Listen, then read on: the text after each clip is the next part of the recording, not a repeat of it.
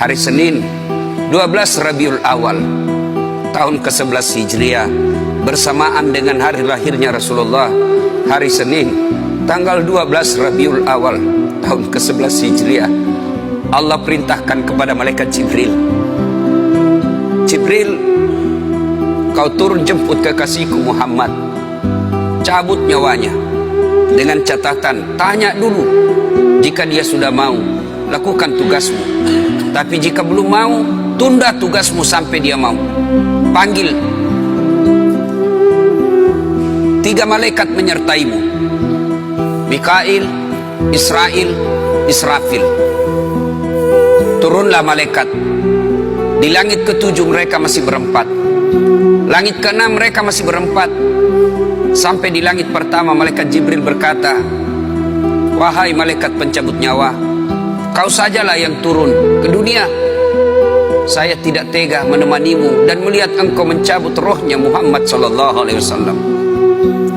Lalu malaikat pencabut nyawa berkata, Jibril, kenapa kau tidak turun menyertai kami? Bukankah selama ini engkau yang menyertai Rasulullah?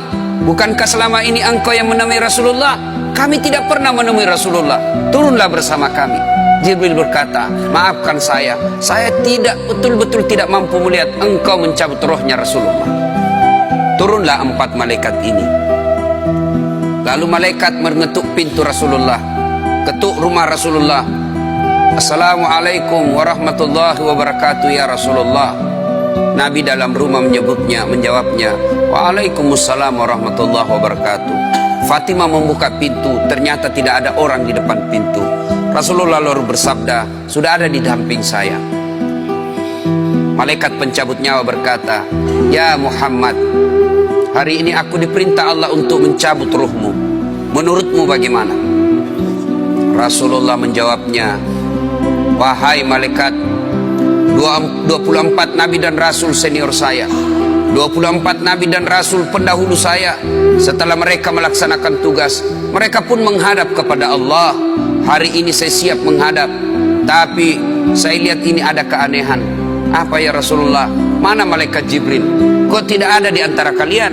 Mana sahabat saya? Mana Jibril?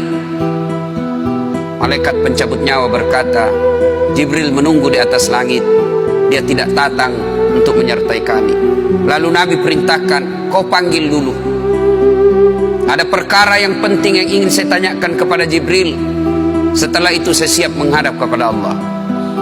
Baiklah malaikat pencabut nyawa dan berkata kepada Jibril, ya Jibril, engkau dicari sahabatmu, turunlah engkau menyertai kami. Turun malaikat Jibril, lalu ketemu dengan Nabi. Nabi bertanya kepada Jibril, ya Jibril, kalau hari ini aku harus menghadap kepada Allah, tolong berikan saya berita gembira, tolong perdengarkan saya kalimat yang nikmat di telinga saya. Lalu Jibril bersabda, ya Muhammad, saya dapat berita gembira dari Allah.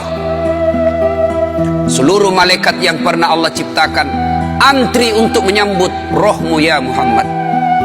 Apalagi ya Jibril, ya Muhammad, seluruh nabi 24 haram masuk surga sebelum engkau lebih dulu. Meskipun engkau nabi paling terakhir, tapi Allah memberikan garansi dan jaminan, haram seluruh nabi dan rasul masuk ke dalam surga sebelum engkau lebih dulu ya Muhammad. Nabi mengucapkan alhamdulillah.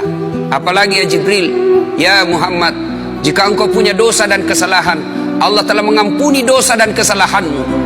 Nabi bersabda alhamdulillah.